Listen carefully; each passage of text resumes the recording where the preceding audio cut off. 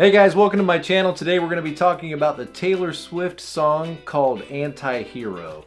I think that this song is a great illustration or a great description of what it might mean to be an Enneagram Type 4. Do I know that Taylor Swift is a 4? No, I don't know that. I mean, when I look at her music and listen to her music and read through the lyrics, I do get a very strong 4 vibe, but she very well could be a 3 who leans into that 4 creativity in order to do self-expression. So I think she's somewhere between a 4-wing 3 or a 3-wing 4. She may just be a very successful, driven 3 who leans into that 4-wing. But I want to take apart this song because I think it illustrates that angst, self-deprecation, or that crisis, that self-loathing and depression that we all know and love from Type 4s. I think it's very different than the way I think. Certainly wouldn't be the kind of song that I would come up with, but she's super popular, and she said that this is one of her favorite songs that she's ever written. So the message must resonate with her. And so let's take this song apart and dive in here and figure out what's going on. And then I think there's some lessons for each of us to learn, especially for you guys that are 4s, a few practical lessons that might help the way you relate in life and improve your relationships. So I don't know that Taylor Swift is talking about herself. She presents the song as though it's about her. If you watch the music video, and of course I can't put the song in this video because of copyright reasons, but I will put a link to the video. It's very much an oddity in that you have this upbeat, sort of positive, charming melody mixed with this really self-deprecating, really depressive message. And this juxtaposition just kind of does knock you off center. So it starts with the lyrics. If you watch the video, you'll see that she's basically moving from one room to the other where she feels very misunderstood, not fitting in, she doesn't belong, and she's kind of at war with herself. And this song is all about self-analysis, something that 4s tend to do a lot of. The rest of us could probably use a little bit more self-analysis, but 4s, they sometimes kind of spiral down, constantly thinking about and churning on who am I and what do I believe and what's important to me, and very self-referencing. Don't get mad at me, I'm a 7. People always say 7s are selfish or self-referencing. So let's take this song apart. I have this thing where I get older, but just never wiser. That's how the song starts. Again, this is the song Anti-Hero or Anti-Hero, which, by the way, an anti-hero isn't the villain. The villain in a story, is a corrupt, evil person that wants to see destruction. The anti-hero is kind of like the hero, only they don't live by the same moral code or the same courageous code that would be typical of a regular hero. So, big surprise, I'm the hero of the story, but I'm not like normal heroes. I can't be put into a box. I live my own truth. Okay, so big surprise. I have this thing where I get older but just never wiser. Okay, all right, fine. I can understand that. I can identify with that. I mean, after all, Jimmy Buffett, who I think is a Type 7, if he's not a 7, what is he? Is he a 9? I'd say he's a 7. But he's got that famous song, I'm growing older but not up. I'm getting older but I'm not growing up. That's very 7, right? Peter Pan. But this first lyric, really kind of shows you that this song is going to be a self-analysis. I'm getting older, but I'm not getting wiser. So I'm analyzing myself and I'm recognizing, even though I'm getting older and even though I'm moving through all these, stages of my life, I'm not necessarily learning the lessons that I should learn. Because if I would learn these lessons, then why would I keep repeating these negative patterns? That's the idea. Midnights become my afternoons. Blech, what is that? Why? In other words, the brightest part of the day is dark and depressing. You could say midnight is the darkest time of the night. And midnight is my afternoon. So where's all the light? Where's all the sunshine? Where's all the brightness? It's not there. It's not here in this song. This is not the way I want to see the world. But it's not bad. I'm not shaming you for this. Lord knows you don't. You're already in the shame type. I don't need to shame you anymore, right? I'm not shaming you for this. I'm just saying this isn't the way I think. And it's not the way 9s think or a lot of us, right? So, okay, I'm just trying to understand you and you just try to understand us. So midnights become my afternoons. You know, this darkness, this heaviness. I mean, all the stores are closed. Nobody's out doing anything. It's a time of withdrawing. What she's talking about is a time where you withdraw and everything gets quiet. And what happens when everything gets quiet? Well, all this stuff bubbles up to the surface. And look at what she says. My depression works the graveyard shift. It's going to get worse. It gets darker and darker. My depression works the graveyard shift. When's the graveyard shift? Midnight to 8 in the morning. In other words, all night long, all of these depressive thoughts, this depressive state, just sort of engulfs me. Sounds miserable. Why would you write a song about this, right? And all the people I've ghosted stand there in the room. So you got this idea, nines ghost people too. We all kind of do that, where you just withdraw and you don't want to be around them anymore. But let's just summarize this. There's been damages in her relationships. That's what this is about. There's damage in my relationships, and I've withdrawn, that push-pull cat dynamic of fours, where they sometimes connect with you and then push you away because they fear rejection. You say, I don't fear rejection. Okay, all right. Well, put it in the comments. Put in the comments what I'm not understanding. But this fearing of rejection, and so I'm going to test people to see if I'm too much for them. I'm going to test them to see if they're really there for me, if they really care about me. And so all these people I've ghosted, or I've had these negative interactions with, and now it's just awkward. I don't like them anymore, or they don't like me, and so we don't agree. And so these people have this distance now. They come back at night, like all this trouble, all of this angst in these relationships. And sometimes you could talk about fours disintegrating to two, because when they feel this, maybe you're prone to then try to be nice and patch things up and work things out with people, because you don't want to be haunted by all of this brokenness all the time. And it's got to be exhausting to be in the middle of the day, midnight, and then at night, it gets worse, and there's all this feeling and emotions and thinking, and come on, so heavy. But I can respect it. I just don't like it. I don't like to go there. I don't like it when this happens, and that's my own sevenness talking, right?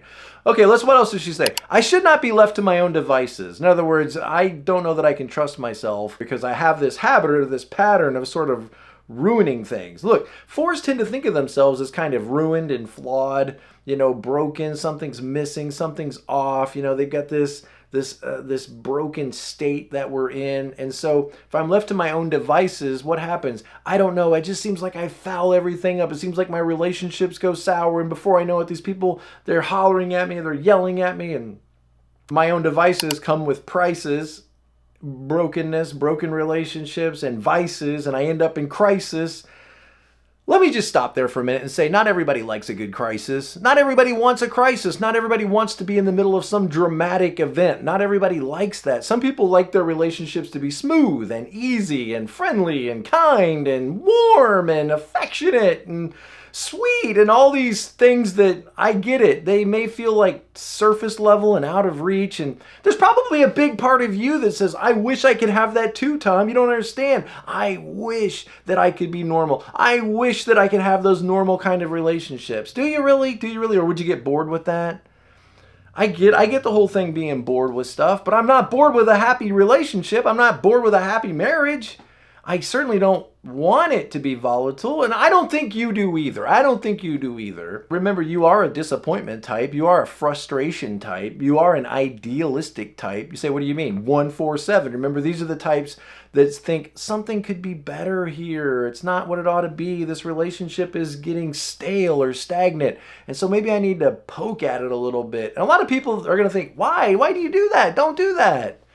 Let it be easy. Let it be surface level sometimes. It doesn't always have to be deep. We don't always have to go to the basement, do we, and talk about the heavy things in life? Can't we just turn on the TV and just watch Walking Dead or something? Can't we just relax? Can't we just be easy for a little bit? Sometimes it seems like fours attract crisis with them. I'm not saying you're bad. I'm not saying there's anything wrong with you. I'm just saying it just seems like fours are kind of magnets for people in crisis and for sometimes crisis themselves. I wake up screaming. okay, this is not what I want. I don't want this. I don't want to do this. I don't want that to happen to me. It sounds like a 6, right? I wake up screaming in a nightmare. But I don't think it's the same kind of screaming like I was being chased in the middle of the night by Bigfoot. I don't think it's that kind of screaming. It's like screaming because something's off and something's broken and something's wrong and all my connections are damaged, and it's very introspective. One day I'll watch as you're leaving. See, there it is right there, that fear of rejection. A lot of us have it, right? It's not just 4s, but I think 4s, you really have this sense that like maybe mom and dad rejected you, or maybe you were rejected at school, or maybe you felt rejected in a relationship. And there's this fear and like this overcompensation, like to deal with rejection. Like, you know what? I'm gonna protect myself. I don't think you think this way, but I think this is kind of the way it appears. It's like you're operating this way. Other people might reject me, so I'm going to test them and see if I tell them this dark thing about myself, if I tell them this deep thing about myself, what will they do? Will they finally give up on me? Will they say I'm too much for them? How do you know you're dating a 4 because they dramatically leave you? How do you know if you are a 4, you feel like everybody's going to dramatically leave you? And so 4, sometimes it seems like you do to others what you think they're going to do to you first. Like, I'm not letting those mother truckers, I'm going to slam some doors and... Okay, we all just got to get along. We all just got to love each other, understand each other. I know it feels like I'm picking on you. I'm not really trying to pick on you.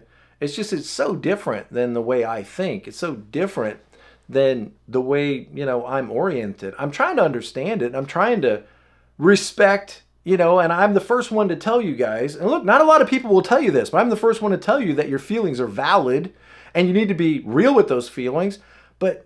And those fears that live beneath the surface, and realize, own those things. Those are your fears. I'm not causing those fears. Those fears live in you, and you take them from one room to the next. You take them from one relationship to the next.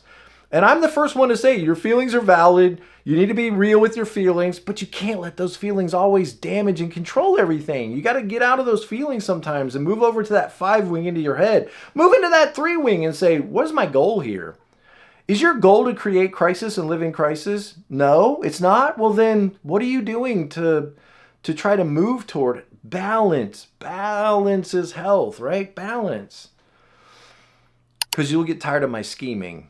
Listen to that. That word scheming, I think, is in a lot of her songs, right? Scheming. You kind of get that 3 wing with that, like scheming, like strategizing. But I know I'm gonna watch as you're leaving because you got tired of my scheming. Okay, let me just say it. Let me just rephrase that in a different way. I know you're going to leave me.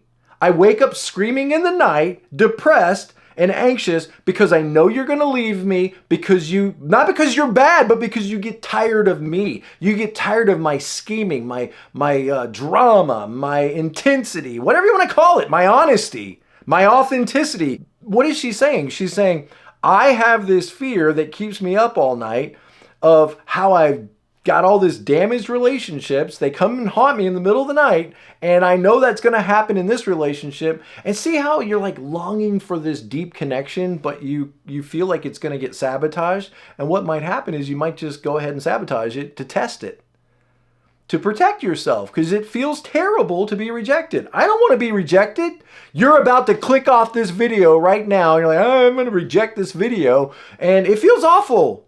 I don't want you to reject me, and I don't want my family to reject me, and I certainly don't want people out there to reject me. I mean, you got to grow up, and you got to be able to handle it, right? But nobody likes that. Nobody likes that feeling. So what she's talking about, it's legitimate. It's a real fear that we all have. It just doesn't occupy the front of our minds like it might a 4. It just doesn't live up there in the front. I mean, other things live up in the front. And when you're a 7, like, it's literally squirrels and classic rock music and 4-wheelers and jet skis. Oh. For the last time. Don't miss that little phrase there, that you're going to leave me, you're tired of my scheming for the last time. Like, I just know what's going to happen. My relationships are going to be sabotaged, and I'm going to lose the people I love in my life. That's a terrible thing to feel. That's a terrible thing to... So let's just pause for a second. Let's just, like, soak that in. That feels awful. Okay, now, it's me. Hi. I'm the problem, it's me. And this is so weird because, the way she sings this, it's so upbeat and positive. It's me, hey, I'm the problem, it's me. I mean, she's singing it like it's a happy little song, but it's literally like the worst thing you could ever think is like, The reason people reject me is because I'm fundamentally flawed and broken, and and I don't think she's saying it like a two might say it, like, I did everything for you. I cooked and I cleaned and I bought all the presents you wanted, and you're not being nice, so obviously I'm the problem. It's not, I don't think it's like that. It's not this manipulative, martyr stuff that you see sometimes with twos. I think she's literally just saying, like, I'm a mess. And when I pause long enough to like think about this and dwell on it, I realize, like, I'm the problem.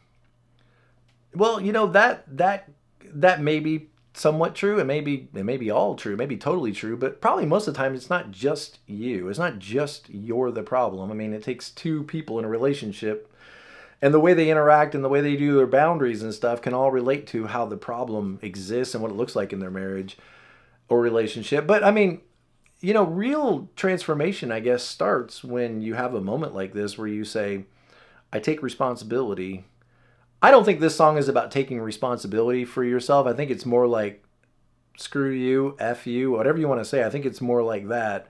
Like, I am who I am, and I know I'm the problem, and it's really a big middle finger song. I mean, at the end of it, where she like dies and doesn't leave anything to her family and yells at them from hell. I mean, it is a big middle finger to the people that are closest to you. That's who usually gets all of this volatility. Fours are often attracted to the people over in the other side of the room, And in that way, fours, let me just say this in the nicest way I can. You guys are deviants. Deviants. Now, I don't mean you're immoral. I'm not saying like you're a deviant, like a moral degenerate. You might be, but that's not what I'm talking about. I mean, you tend to like deviate away from the circles and centers of safety and security where all the people already know you and love you and care about you, because you don't feel known, loved, and cared about in that group. And so you tend to be attracted to what is distant, what is removed, what is unattainable. And let me just say, I get it, but that's a terrible strategy for finding love in your life. To be attracted to what is unattainable. It's like me sitting here wishing I had a brand new Corvette. It's not attainable. Well, I could sit here and I could pine for it and I could long for it. And guess what, guys? You think this is so ridiculous, Tom. You're comparing my life to an old man wanting a Corvette. By the way, only old men drive Corvettes. Okay, I get that. But wait a second, hold on. I'm a 7. I'm not a 4. I'm a 7. What do 7s? 7, the sin is gluttony. What do 7s want? Corvettes.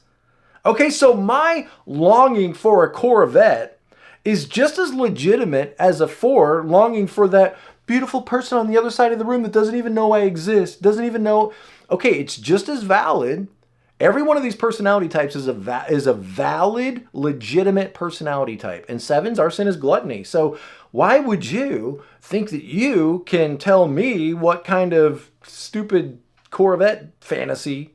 For me to long for and pine for something that is unattainable is a guaranteed recipe for depression. I guess the point, though, is maybe that's fine with you. Maybe you're fine feeling depressed. I'm not. And that's where maybe we're different. I don't like to feel depressed. I like to feel happy. And I'm not trying to talk you out of your depression. I'm just trying to understand how you end up there. And maybe if you get tired of being there, you got to change your thinking. You have to change your thinking. Now, I'm not telling you what to do, because the Lord knows, never tell a 4 what to do. So I'm not trying to tell you what to do. I'm just saying, if you ever feel like you go down too far into this hole, and nobody wants to go with you, there is a way out. There is a way up. I don't claim to have all the answers, but that what she's singing about, I mean, this is Kurt Cobain kind of dark stuff. And let's not kid ourselves, right? I mean, it's dark, and it can be very dark where you're at right now. And I'm sorry. Let me just say I'm sorry. I don't understand it. I have no way of knowing what's happened to you, or what's been done to you, or maybe what you've done and you're ashamed of, and maybe you feel like a big screw up, like it's so crazy, guys. Think about this. It's Taylor stinking Swift. She's probably the most popular musician in the world right now. She's super famous. Every little kid loves her. Every little girl idolizes her. Everywhere she goes, it's sold out. And look at the self-loathing. It's not in touch with reality. It's not in touch with reality, but it's her reality. And there's probably been people in your life who are like, you're not in touch with reality. You have a great life. You have a family that loves you. You have a wonderful husband. You have a wonderful career. You have a wonderful, and somehow it doesn't matter to you. It's just like you're going down a hole, and I cannot begin to tell you I understand how you feel because I don't. And P.S., I don't want to. I don't personally want to go down that hole. You know what? That's why we need you as fours to be healthy, because when you're a not so healthy four, you're just down in the bottom of this basement like Taylor Swift is singing about. But you know what? When you're healthy, you're able to go down into the dark places in other people's lives and help us find healing in our brokenness. One of the names for the four is the healer, because you're not afraid to do this kind of work. I am. I'm a fear type, so I will go with people down into the dark stuff because, you know, I have to be a pastor and mature and stuff, but it's not what I want to do. It's me. Hey, I'm the problem. It's me. It's so dark, isn't it? It's so crazy. Like this dichotomy. It's almost like self-preservation 4. And I bet you if Taylor Swift is a 4, she's a self-preservation 4. Like Elsa on Frozen, you know? And finally, you just have to let it go. And here she's letting it go. And she's like, at tea time, everybody agrees. Listen to that. Like at tea time, yeah, where everybody's enjoying themselves and everybody's having a great time and everybody's laughing and talking, but they all agree, I'm the problem. I'm the villain. Now, she doesn't use the word villain, but she uses the word anti-hero. The monster, the freak. That's the word she uses. Okay, hang on a second. We'll get there. I'll stare directly at the sun, but never in the mirror. So isn't this weird? I'll look directly in the sun. Like, go ahead, you mother. Go ahead, I'll look you right in the eyes. I'm not scared of you. So this like intense, like, I mean, 4s can be every bit as like powerful and tough and strong as any 8. Sometimes more so, because they might have like this axe to grind or this justice vengeance thing, right? Especially the sexual 4s. But she's like, I'll look directly at the sun, but I'm not going to look in the mirror. And 4s are very introspective, but maybe there are some parts about yourself that you don't really want to face.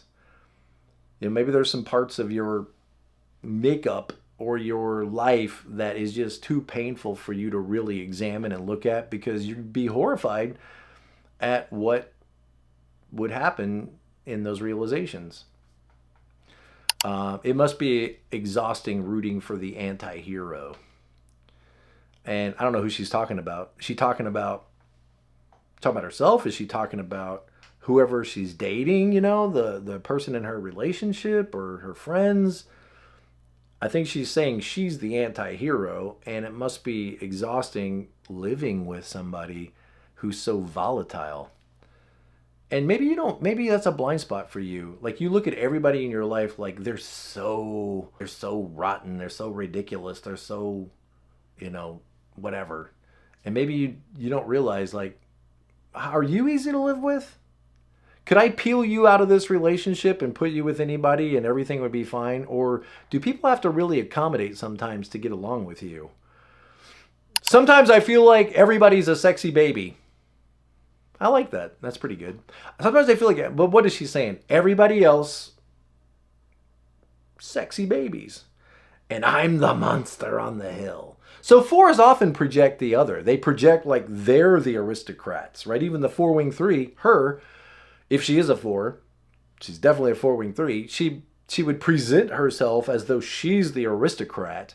But inwardly, what is she feeling? I'm the monster. Now, is she really agreeing with that? Like there's something bad, rotten, and awful about me? Or that's how I know others perceive me? I believe I'm justified. I believe I'm right. But obviously, they think I'm a monster. That's my wife texting me. Too big to hang out. Slowly lurching toward your favorite city. Think like Frankenstein. Now, is she say too big because she's so popular? I don't know, maybe. But let's just say I don't feel like I fit. Can we do that? I don't feel like I fit. And even in the video, she walks around and she's like oversized and she's trying to eat like this tiny little food with everybody else. And she just ruins everything because she's too big. She doesn't fit in with the group. And I think a lot of fours know what this feels like, lurching toward your favorite city like Godzilla or a Munster. And is that like when she's on tour and she's lurching to all the different cities? Pierced through the heart, wounded! Every four knows what wounded feels like. And that's why I think fours are so good at helping other people in their wounds, because fours, they know what it's like. And even in the video, she gets like shot, stabbed, and there's like this purple blood or pink blood that's coming out, but never killed. Like, no, you're not bringing me down. You might wound me with your words. You might wound me with your actions. But don't you think for 1 minute you could kill me, because you can't. That resolve, that endurance and perseverance are marks of fours as well. Did you hear my covert narcissism I disguise as altruism? So you know what covert narcissism is? It's kind of this, I'm committed to myself, but I don't want to say that out loud. So every action I take is manipulation, right? And so I disguise it as altruism. So I show up out there in the world, this fake, phony version of myself. What's that sound like? Self-preservation fours, right? I have to play this role that other people want me to play, but that's not who I really am. Inside, I'm burning against them. Inside, I'm seething against them. I hate myself and I love myself at the same time. It's very, very complex. I don't claim to understand it all. I'm just a guy, okay? Like some kind of congressman. I wake up screaming from dreaming. Sounds awful, okay? One day I'll watch as you're leaving, okay? And life will lose all of its meaning. Again, there it is again, that fear of rejection. I have this dream that my daughter-in-law kills me for the money. That's pretty dark, right? I mean, that's pretty dark. She sings it in a funny way. And on the video, she's laying in a casket, she's dead, and all the family's there, and they're all pretending to be sad that she's dead. The daughter-in-law kills me, and she thinks I left her in the will. The family gathers around, and then someone screams out, she didn't leave us anything. In fact, in the video, she left the beach house to the cats, and she left like 65 cents to the family. Ha! You know what? You didn't care for me. You didn't love me. You weren't there for me. You didn't support me. You didn't understand me. And so look at all this bitterness. Ugh. And the note that the preacher reads in the funeral is, she's laughing up at us from hell. That's about as dark as it gets. Man, I hope that is not your experience of family. I hope that's not your experience with your loved ones and the people that care about you, because it's really dark. And I mean, all joking aside, right, and all laughter aside, it's just, your heart breaks for this person, although it's such a juxtaposition of this star who has everything on the surface that looks so put together, but inwardly is so broken. That's got to be exhausting. If that's you, if this is what's going on inside of you, that's got to be exhausting. No wonder you don't like fake people, because you feel like sometimes you have to play that role. I think the first step is really just trying to understand. And that's what I'm trying to do, is understand. And maybe your experience is not like this song. I mean, it's a song, okay? So maybe your experience is not exactly like this song. But maybe you could sit down and try to find at least somebody in your family that cares enough to try to understand and share what's going on in your mind and your heart, and make that kind of connection. I hope that there's somebody, and I hope you find love, and I hope you find joy. And I just wish peace in your life, and I wish that you could find some stability in your life to stand on. That's my hope for you going forward. That's what this channel's all about, understanding and then trying to connect and relate in a better way. If I can help you in any way, please reach out to me. I do offer all kinds of coaching. And you don't talk to somebody I hired, you talk to me, designed specifically for you. It's unique and different for every type that goes through it, but it meets you where you're at. If you like this video, please subscribe to the channel and put your comments in the comment section of how you've tried to balance. Try to share that in the comment section. And if you want to go further, check out this video. Keep growing, keep studying, keep learning, and as always, be present to life. I love you guys.